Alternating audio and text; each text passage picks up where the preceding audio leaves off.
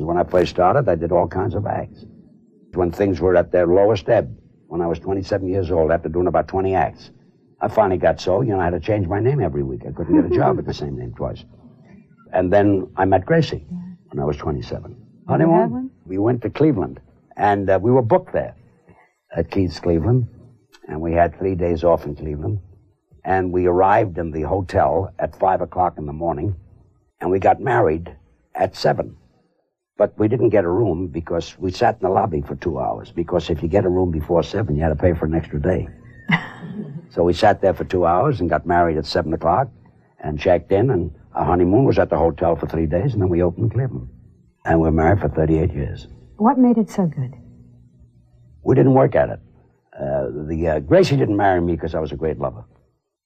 She married me for laughs. I got more laughs in bed with Gracie than I did when I played Las Vegas. What made us a good combination, really, was the fact that I had talent, but I didn't have it on the stage. I had it off the stage. But I would have been nothing without Gracie. All the talent that I had rubbed off Gracie's performance. Gracie was a fine actress. In other words, Gracie was not a comedian.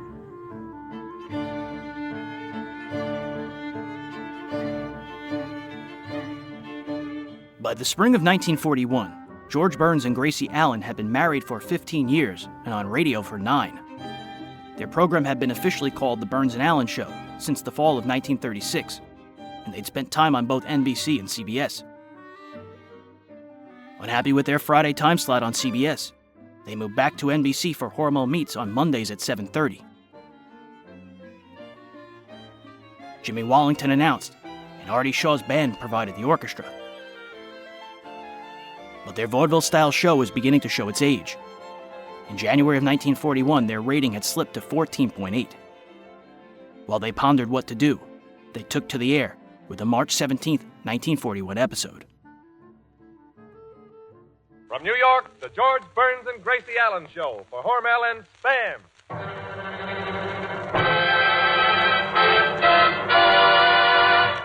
George and Gracie.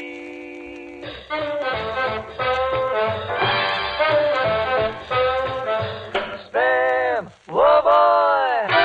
Spam, what joy. George Burns, Gracie Allen, Artie Shaw and his orchestra, the singing glee with the smoothies three. To start the fun, here's Jimmy Wallington.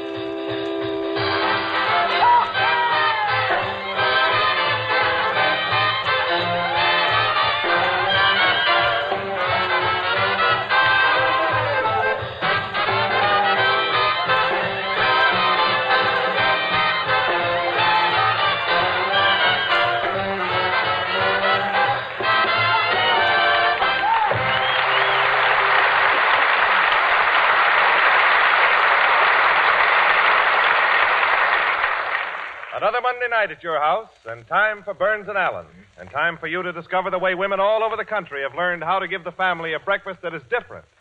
Serve Spam fried. Spam is tender, tasty meat, a perfect blend of sweet, juicy pork shoulder meat and ham cooked to a savory goodness.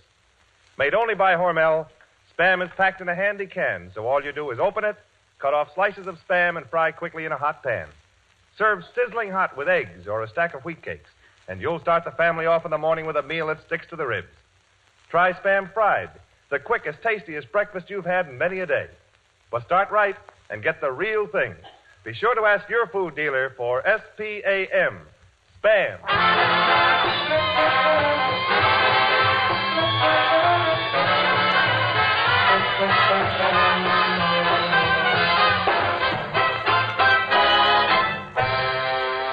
And look who's here, your two delightful Spam stars, George and Gracie.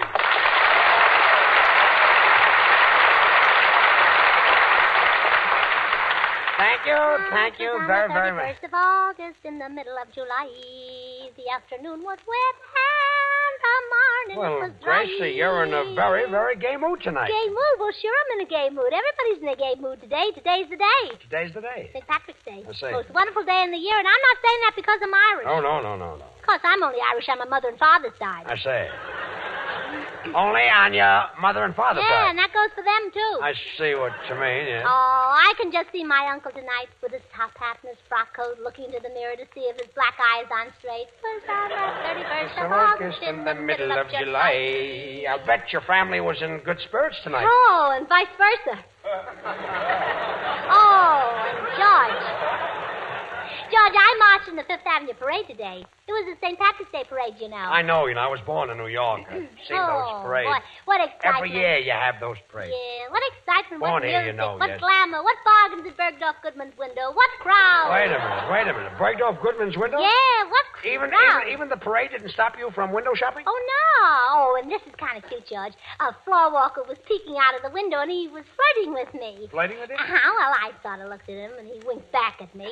And, he winked back at you. Yes. I see. And, you know, he You looked up... didn't wink at him first. No. Did you ever wank at anybody? No. No, he just looked at me, and... you know who he looks like? Who? He looks like that movie star with a big mouth. You know, Joey Green. He was sort of tall. Joey Green? Yes, he was sort of Gracie, tall. it's Joey Brown. Not on St. Patrick's Day. It was on the 31st of August in the middle of July. So you were in the parade today, huh? Oh, yes. And it stopped at 57th Street, and we had a 2-hour demonstration. A 2-hour demonstration? Yes. There was a traffic light there, and every time it turned green, we cheered. I see what you mean, yes. And every time it turned red, we booed. You We booed? had more Gracie, fun. I'll bet there must have been a lot of booze. Oh, no booze. Nobody was drinking. It was on the 31st of August in the middle of July. Oh, no booze. Oh, stop, Gracie. I'm getting so hoarse I can hardly talk above a whiskey. Yeah.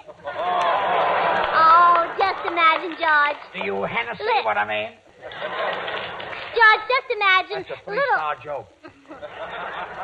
Just Got imagine. another joke later that I use for Chaser. Judge, just imagine little me of all people leading such a big parade. 80,000 Irishmen following me. 79,000 were policemen. I see what you mean. There was I with a baton in my left hand. Gracie, in the first place, I don't believe you were leading the parade. Oh, no.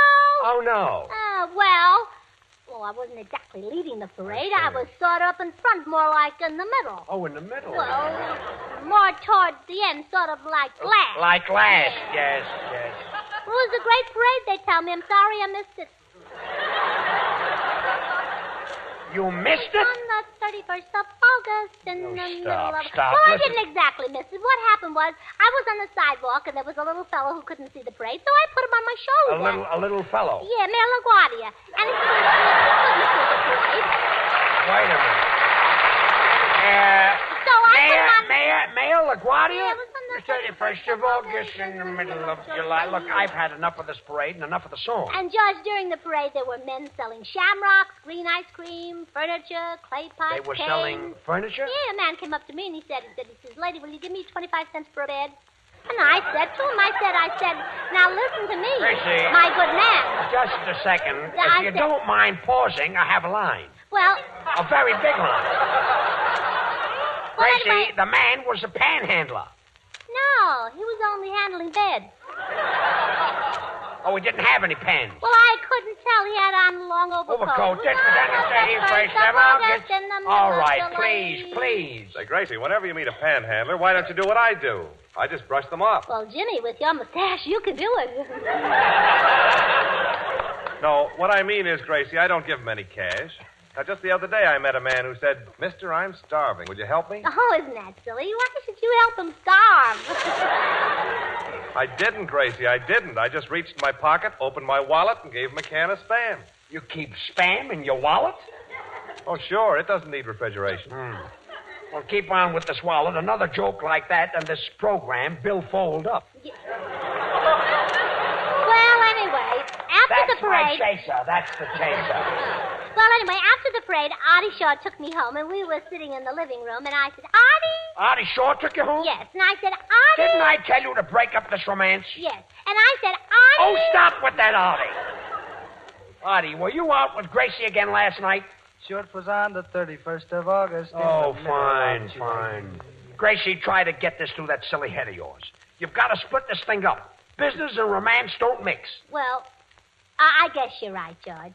You just can't mix business with romance. Well, it's about time you realized it. So, we'll take the romance and give you the business. Hello. Hello? Well, I give up. It was on the 31st of August in the middle of July. Is that the right key? The afternoon was wet and the morning it was dry. You might as well finish it. I met a fair young lady sitting under an old oak tree. Pretty, pretty, pretty. And divil a word I said to her, and the same she said to me. Well, I didn't know you could dance, Gracie.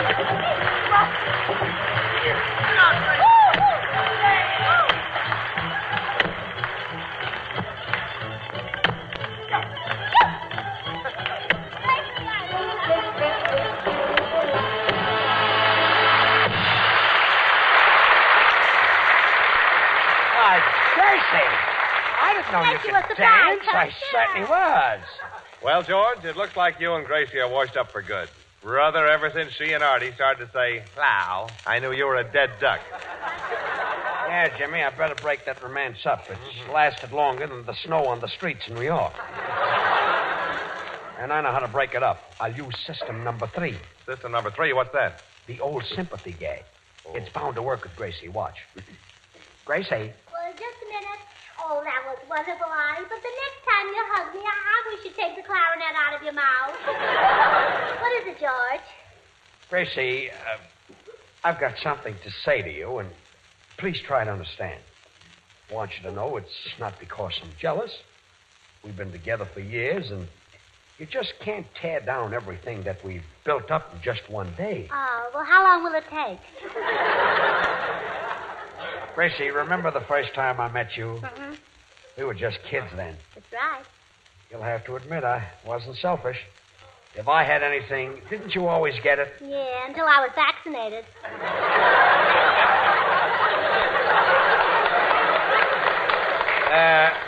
Remember when I took you to the ice cream parlor and we had a strawberry soda? Mm-hmm. You may not believe it, but that day I fell in love. Really? I felt so silly, I couldn't look at the soda clerk. It was love at first sight. Oh, I don't blame you, Judge. He was very cute soda clerk. No. I mean, I fell in love with you, Gracie. Oh, so that's why you paid for my soda. And, Gracie, that childhood romance ripened into, well, it isn't just friendship. It isn't just a passing fancy. It isn't just a partnership. Do you know what it is? Oh, does it hang from the ceiling and whistle? Does it hang from the season and whistle? No, ceiling. Gracie, boys, a little soft music. Maybe that'll help. Thanks, fellas. Gracie, remember that little tea room on 6th Avenue that we used to go to? The one where they had the candlelight and the gypsy music? Yeah, that's the place. Oh, it makes my heart beat faster when I think of it. Oh, I see. You still remember it. Remember it. I was there last night with Artie. Hello. Hello. All right, boys, stop it. I've had enough. Gracie, don't you understand? I've been talking to you until I'm blue in the face. Oh, please, Judge Green. It's St. Patrick's Day. Oh, yes. Well, I'm going outside. I've got another system. I'll go with you, George.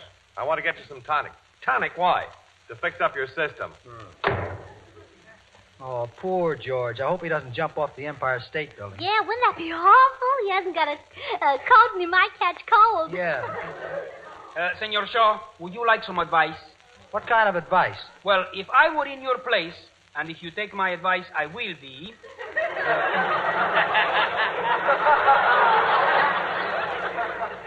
Why don't you and Miss Allen elope?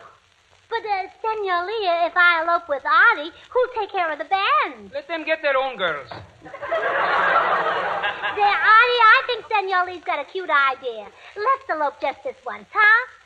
Well, look, we'll elope from the El Morocco tonight. It's just the place. It's on the ground floor, so we won't need a ladder. El Morocco.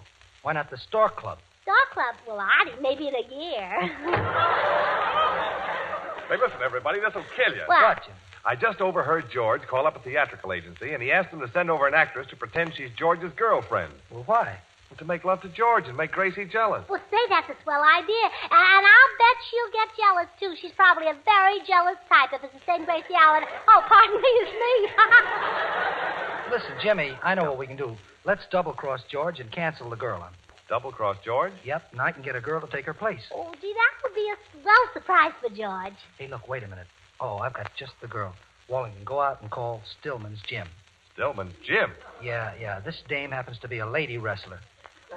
A lady wrestler? Yeah, just ask for Grappling Gertie. Okay. A lady wrestler? I've never seen a lady wrestler. Oh, I hope he falls for her. You know, I know once in Cleveland... Well, I'm back. What are you two talking about? Nothing's on the 31st of August in the middle of July. The afternoon was wet and the morning it was dry. I talked to a fair young lady just now on the telephone. And she's coming here from Stillman's Gym, and she will break your balls.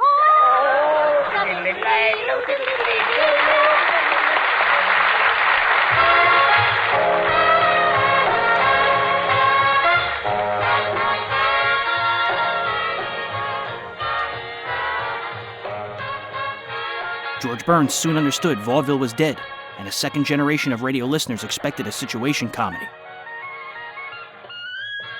Burns and Allen would transform their show in 1942 and remain on radio through 1950.